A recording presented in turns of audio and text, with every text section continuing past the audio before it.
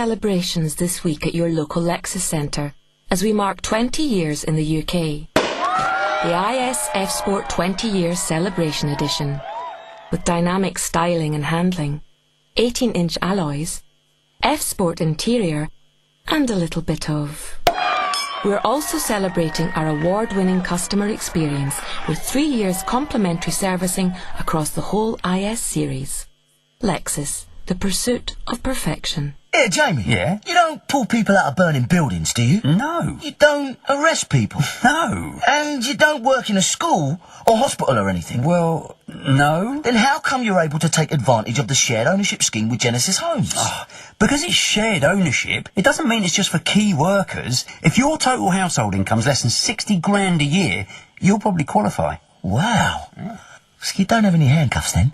No. For a smarter way to own your first home, visit genesishomes.org.uk or call 0800 954 1041. That's 0800 954 1041. Eligibility criteria apply. This summer, there's a lot going on, like shades and sun cream. But there's also plenty coming off, like a third of new boilers and standard installation with British Gas. So, when the weather does finally turn cold, you're safe in the knowledge your heating is in tip-top shape. Find out about our new lower prices at britishgas.co.uk. Look after your world with British Gas. Exclusions apply. At Hunter's Land Rover Guildford, we're putting you in the driving seat. Because right now, you can choose any of our new or approved used Land Rovers, then choose the offer you want, including £1,000 of accessories, or 2 years free servicing, or £1,000 purchase contribution.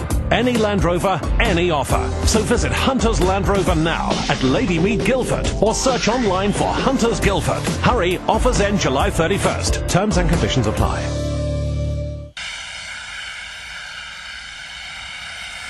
You're listening to the new Ronseal Power Sprayer.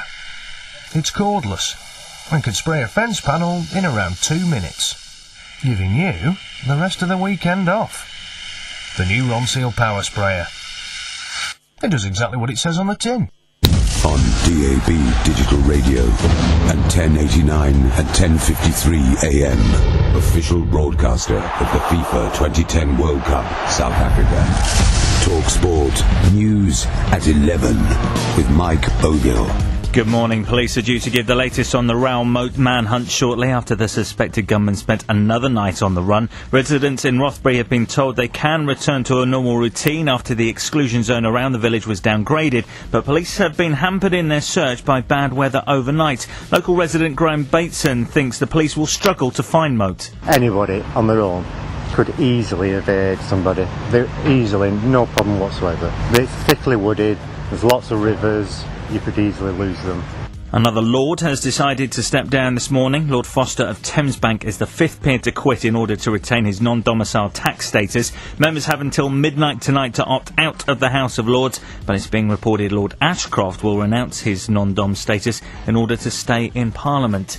Teachers are to be given extra powers to search pupils for things like drugs and alcohol. Rules will also be simplified regarding the use of physical force. The measures include reinstating same-day detentions and protecting teachers from being identified if they've suffered false allegations.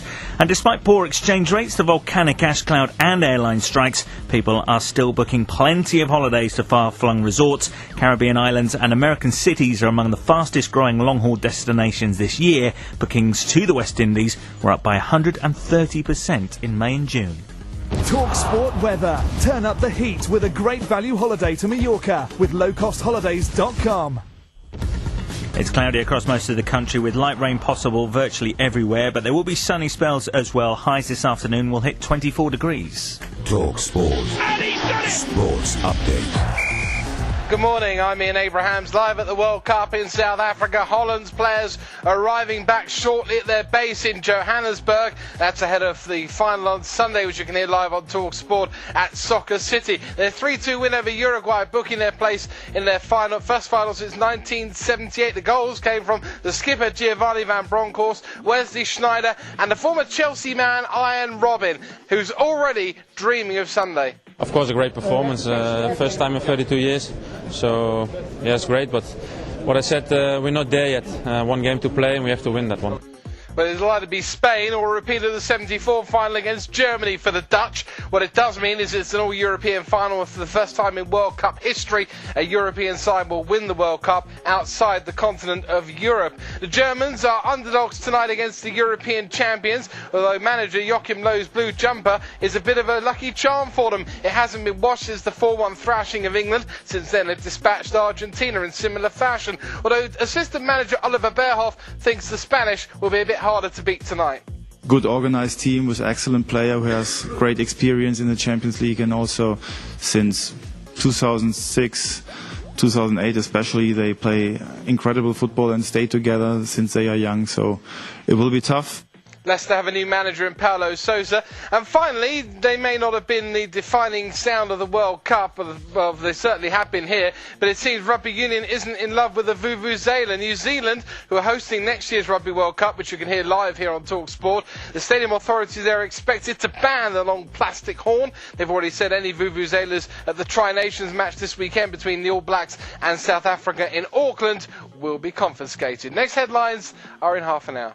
Oh, it's a Maureen 118212 special report. Today we're asking how much cheaper is a 1-minute directory inquiries call to Maureen 118212 than one to those mustachioed lot. 20p. Higher. 50p. Higher. 70p. Jazz hands. You got it. And how much cheaper per minute is Maureen 118212 than BT directory inquiries? 60p. Way off. 80p. Nope.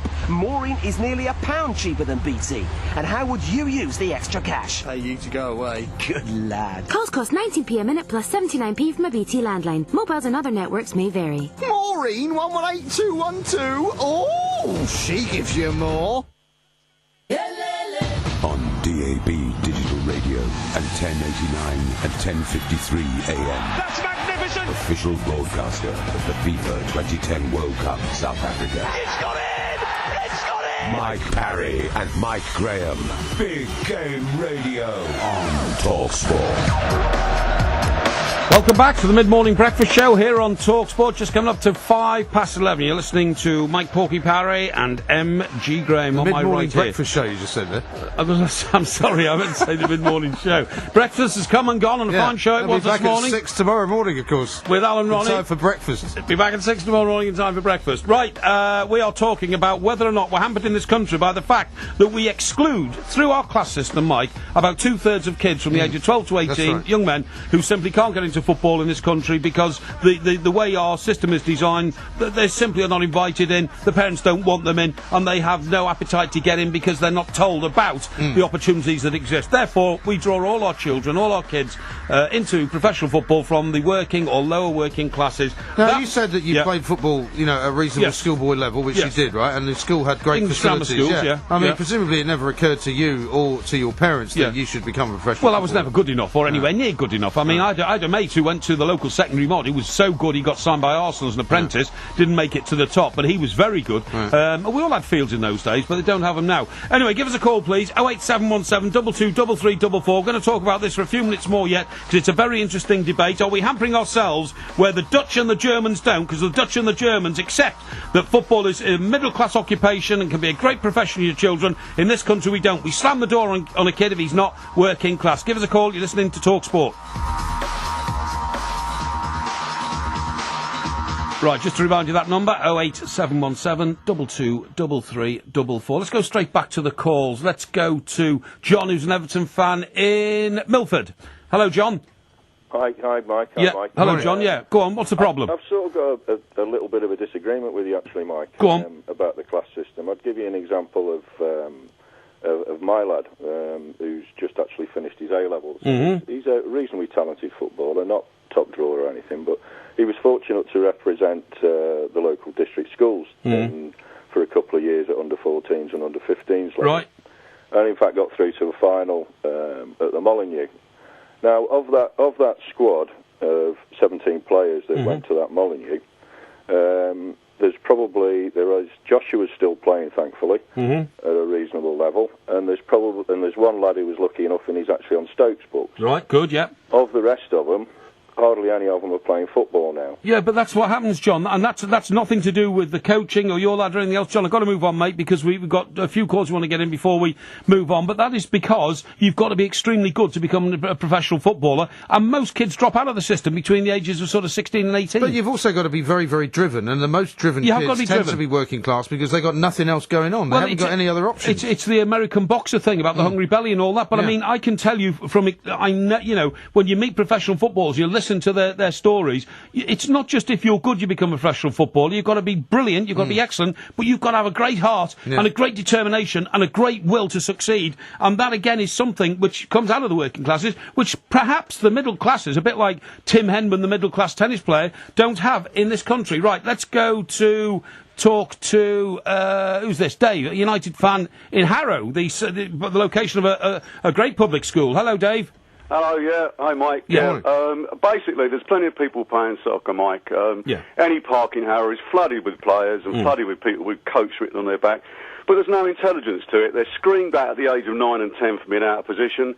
They're scared to lose the ball, therefore they don't develop skills. The Dutch youngsters are allowed to express themselves and develop technical ability, and they become stronger. But that's not the issue, Dave. You come from Harrow. It's a total Harrow. lack of intelligence, Mike, to the way we approach the game. No, but Dave, you live in Harrow. That's the location of one of the top public schools in this country. Has it ever produced a professional footballer? No, and it won't, because they're not interested in football. Well, that's what I'm saying. I agree, you have a point. What I'm saying is there's more than enough kids playing football. It's the way we play it, which is a lack of intelligence and the wrong approach. Well, that's all down, thank you very much indeed, Dave, that's all down to a coaching system. Let's go back to the lines and talk to Mark, who's a Chelsea fan in Milton Keynes. Hiya, Mark.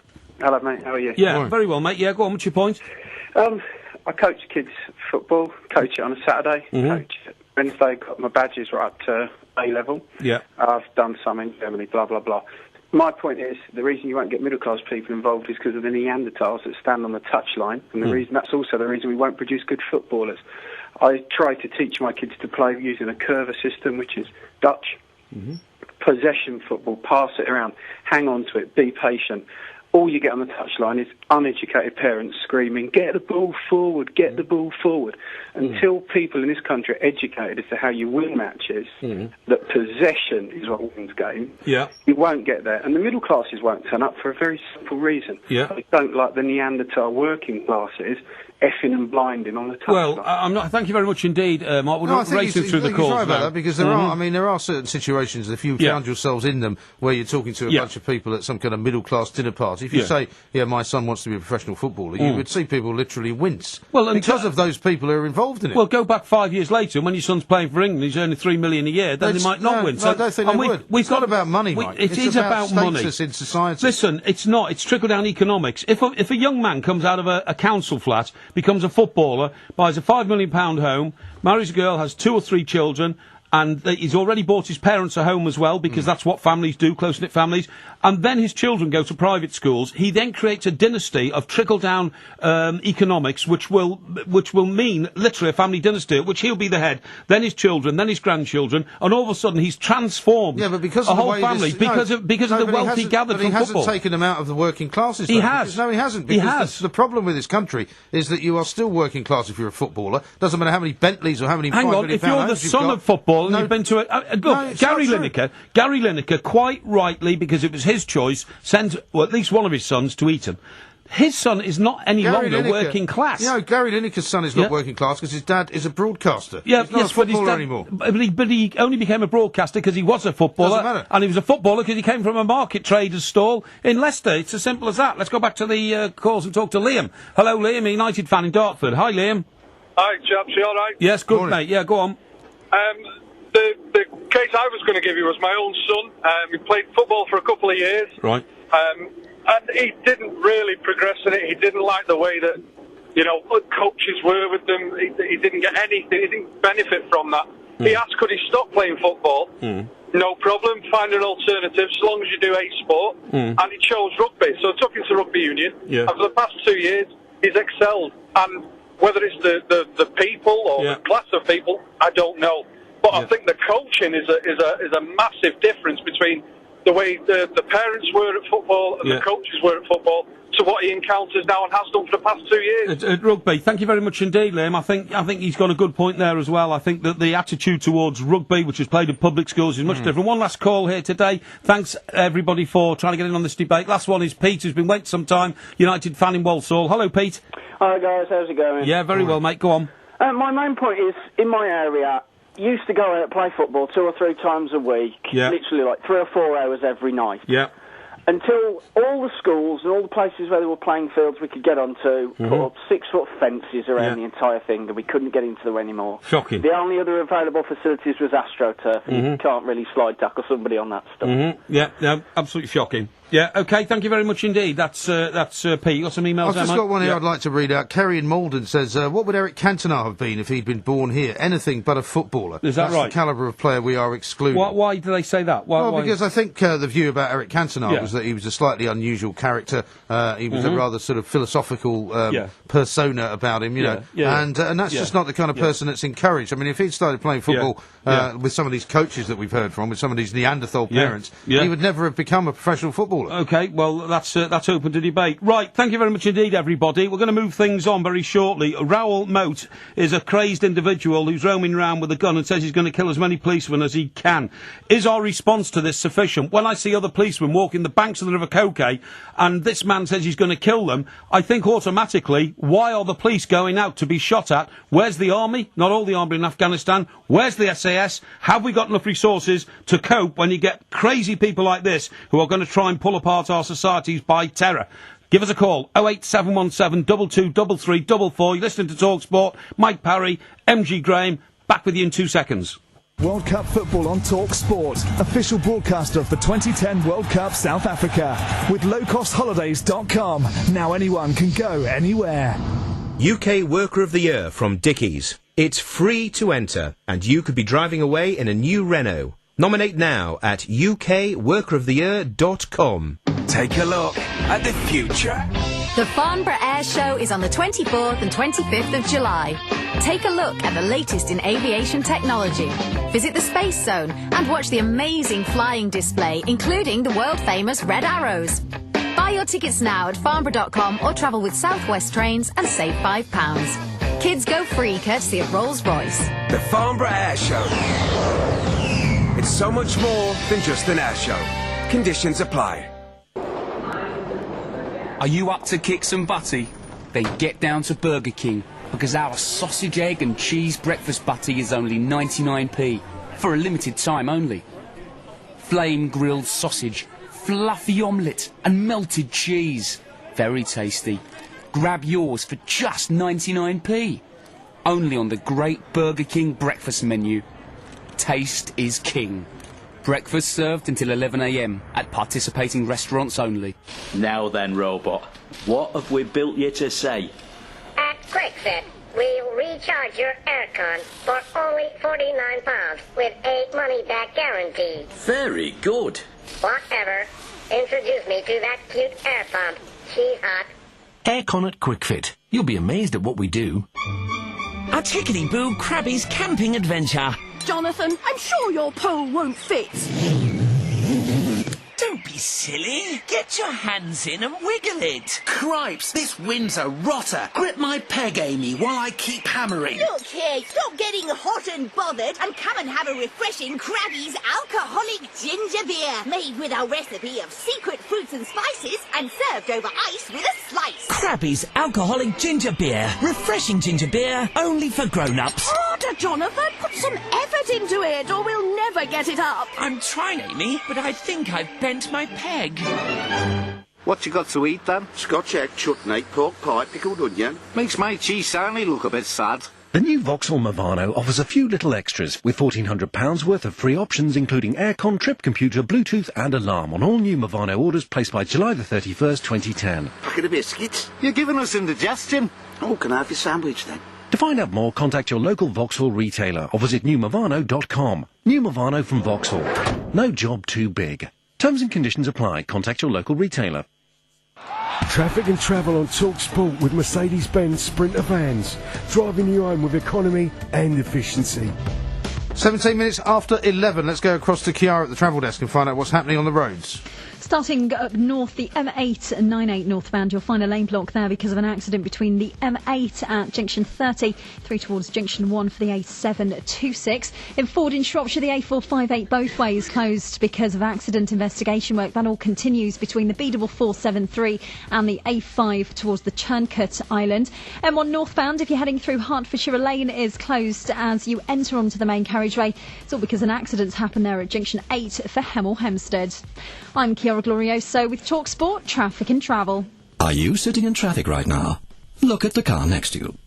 Is there a hot, nubile blonde sliding her fingers through her silky hair, staring at you with her smoky blue eyes, whilst mouthing the words, "I want you"? No? Well then, it's probably not worth being stuck in traffic. TomTom HD Traffic, the UK's most accurate and up-to-date traffic information. TomTom. Get a TomTom Live sat-nav now and receive 1 year free HD traffic. No one is more committed to bringing you the best coverage of the football in South Africa this summer. Official broadcaster of the FIFA 2010 World Cup, South Africa. Plays the ball out wide. Oh, sitter! Absolute sitter! Big Game Radio. It was an open goal. On TalkSport. Another exclusive How Low today, Mike, and it's a Samsung 42-inch plasma TV Fantastic. up for grabs. Love Absolutely it. massive. It's Love it. HD ready, it's got Freeview built in, and the picture quality is excelente.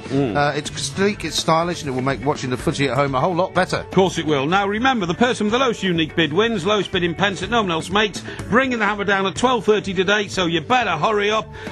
What do you do? Well, you text SPORT, S-P-O-R-T, followed by your bid in pence, and you send it to 88821. You've got to be over 16. Your bids will cost you £1.50 plus your standard network rate, and see talksport.net for all your terms and conditions. Right, it's 11:20 here on TalkSport. We're moving on now to the situation in the northeast of England, which is a horrifying situation. We've got this little town called Rothbury in Northumberland. It's sort of halfway between Newcastle and Wooler, Wooler's about the most northern town you get in Northumberland before you get to sort of Cold Shields and the border. And there's a man on the rampage there, who we all know now to be Raoul Moat, and he's pledged he's going to kill policemen. Now, there isn't a bigger supporter of the police force in this country than me, Mike. But when I see those guys walking around last night in flak jackets, helmets on which said police, and jeans, walking down the banks of the River Cocoa, which is a beautiful river in Northumberland, which I've walked along many times myself, it's beautiful. And I'm thinking, hang on, if this guy says he's going to kill policemen, and he knows the area very well, because we've heard from a former girlfriend, he knows every nook and cranny of this area, that's why he's gone on the run there. Yeah, he's like an outdoorsman or something like absolutely, that. like, what do they call them? It's like a Rambo figure almost. He is, you know, all these self-survival type guys, you know what I mean? Yeah. Very dangerous, the police regard them as very dangerous. How do we know he wasn't hiding behind a tree and just waiting for a load of policemen to come, almost like, the sniper waiting to take Well, I mean, the pot Northumberland shots. Police have are giving a press conference even as we speak. They are. Which they are still reassuring the residents of the town that basically they believe he's still only really after police officers. It doesn't make much sense, as you say. If he's after police officers, why the police officers are the ones trying to find him? Why are you flooding the place with police officers? Now, the question that we want to put to our listeners is this. Is it now not time, considering the problem we've already had up in Workington, with a man going on the loose and killing 11, I think, wasn't it? Or 13, I beg your pardon, situations we've had in the past. Is it now not time to have the American equivalent of the, what do you call them? The National Guard. National Guard to come out, or a permanently armed force of policemen who can be transferred by helicopter to any location in this country at short notice to address this thing. And also, we've got an army who are doing a brilliant job against the odds in Afghanistan, but not all soldiers are in Afghanistan at once. There are soldiers here. We have an SAS in Hereford who are the finest trained anti-terrorist troops in the world who could go in there. I have no doubt you put 20 of them in there, and they're used to tracking people down in jungles. That's what they do. That's how they're trained. Find this guy and just take him out. And by the way, the problem is, he was released from prison last Thursday, basically. So this has been going on for almost a week now. I'm told somebody the day before he left prison he was going after the girl that he eventually shot, and nobody seems to relay that. And he's also written a 49-page document in which he revealed that he's got grudges against all sorts of people. But the bottom line is, if you live in Rothbury, how terrifying must that be? Because yesterday afternoon, people were told, stay indoors, don't take your kids to school. A few hours after that, they were told, to come out actually, again. it's okay, it's safe again. You don't really know where this guy is. And if this kind of thing is going to happen from time to time, it's not going to happen a lot in this country, but it's going to happen from time to time. You're right. We need some kind of sort of SWAT team almost who could be phoned up and say, right, we've got a problem in Northumberland, you need to be here now. Also, you know, we pay our police officers to protect us, really, and look after law and order. I'm not hearing enough from Sue Sim, who's the acting chief constable of Northumberland, although she has spoken this morning, although we haven't had the advantage of finding out what she had to say. Now, let me bring to air now a gentleman who is an extremely distinguished policeman, John O'Connor, the former head of the flying squad. Good morning, John. Morning, Mike. John, thanks very much for coming on the show. I hope I'm not being too harsh on the police service, but I just believe these boys are cannon fodder for a maniac running around with a gun in his hand who's already written letters saying I'm going to kill policemen. Well, I think you're putting it in a different perspective. I mean, the reality is this is a very disturbed individual who has shot 3 people. The police response is more than adequate to deal with it. The problem that they have is they don't exactly know where he is. If they knew where he is, they would deal with him immediately. But the problem is they don't know where he is, and they're relying on him breaking cover or someone actually giving information about him. So, you know, you can have all the firearms in the world and all the soldiers in the world. Unless you've got the intelligence to know exactly where he is, there's not much you can do. But, John, isn't it the point that as much as we've got plenty of armed police officers now up in Northumberland, many of them will have been drafted in from other forces because Northumberland police wouldn't have enough to do all that sort of thing. Also, when Mike was talking about, say, a specially trained force like the SAS or perhaps specifically a wing of the army of some description who are better at finding people in these situations, added to that the fact that he says he's going to shoot police officers until he's killed himself. Wouldn't it be wiser to put some other organisation in to try and find him? Well, not really. I mean, if you look at when the SAS have been used, and the only time they've been used with government approval was when the police handed over to the SAS the problem of dealing with the Iranian embassy siege.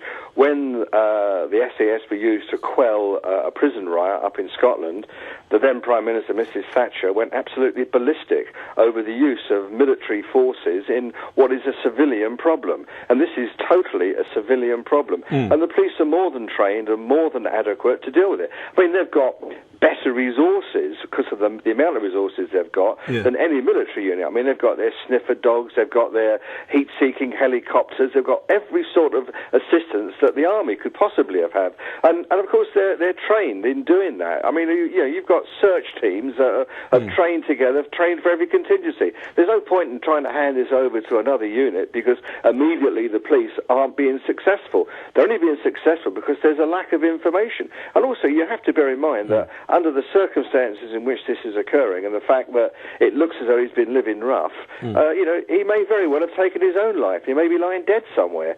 So, you know, really, I think that the police response has been really absolutely appropriate for the problem. Right, OK. Just on a wider question, John, I mean, obviously, it's very unusual to have a man on the rampage in this country with a gun. It seems to happen once every 10 years up until now.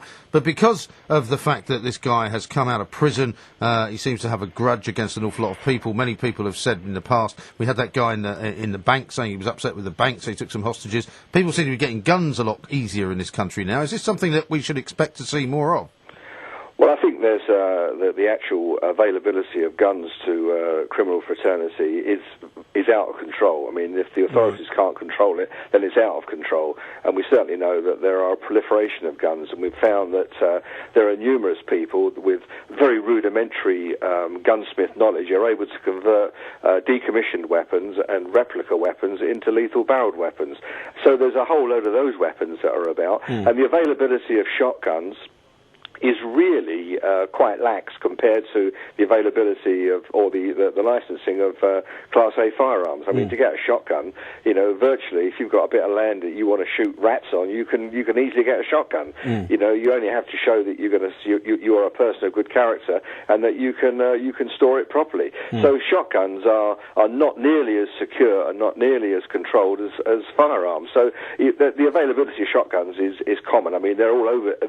Certainly in rural areas, practically every farmer and every smallholder's got one. Yeah, you're absolutely right. One last question, John, a bit broad-ranging this, but if this guy suddenly breaks cover, Are those police officers carrying those machine guns instructed you shoot to kill? No. Because it's far too dangerous to wound him because he might shoot back? No, that wouldn't be the case at all. It would simply be that if he was sighted, he'd be given a warning to put his weapon down and given instructions on how to surrender. He would never be shot unless he's posing a threat to either a member of the public, a hostage, or a police officer.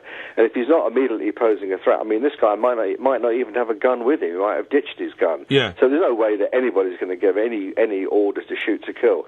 I mean, the nearest we ever came to that was the very tragic case of Jean-Charles de Menezes, when the strategy, which is still under review, the Operation Kratos, where they're dealing with potential suicide bombers, they were then instructed to shoot without calling a warning, and of course that's caused all kinds of controversy, and it's so controversial that really one would have to say that it's about time it was reviewed, because had they had their normal rules of engagement, Jean-Charles de Menezes would be alive today. Yeah, but this guy's not an unknown quantity. That was an unknown quantity. This guy's quite specific, a killing machine who says he's going to kill policemen. If I was a policeman and I saw him break cover and he had a weapon in his hands, I think I would have to say, right, I've got to get you, pal, before you get me. Now, you're talking about someone taking a sniper shot at him if they saw him sort of coming out into the open countryside. Yeah. It's not going to happen. It doesn't happen that way at all. And it never could. It could never be legal. It would never be within the terms of police rules of engagement. They have to have specific evidence that he's posing a threat to somebody at that time. He's posing an immediate threat. If he's not posing an immediate threat, there's absolutely no way that any police officer could open fire on him. I see, fine. John, once again, thank you very much indeed for your expertise this morning. That's John O'Connor, the former head of the flying squad. So that's the position, Mike. Seems bonkers, that, doesn't it? Well, the things there I don't agree with. Firstly, we can't send in the SAS because it crosses the barrier between military and civilian issues. Well, hang on. What is an army for if we can't defend communities with them, right? And that's what the Americans have, don't they? They have the National Guard, yeah, for sure. which is like our Home Guard, but you don't call our Home Guard up. The second one is, why do we even have any consideration that this fella might not be posed a threat? When he breaks cover, he says he's going to kill policemen. I mean, I don't know. You know, maybe I'm too much of a, I don't know. I'm not a woolly-headed liberal, but I'm not a nutter. Give us a call, please. If you agree, we need to get hard with this chap, and we need to know exactly where we stand. 08717 223344, or text us on 81089, or email us via the website at talksport.net. You're listening.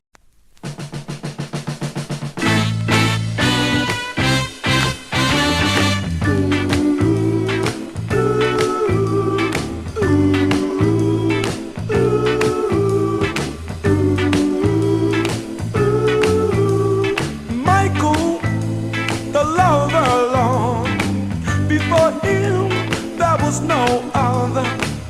In his time, there may have been many, but now it's gone, there won't be any. Michael, the lover, Lord. Michael, the lover.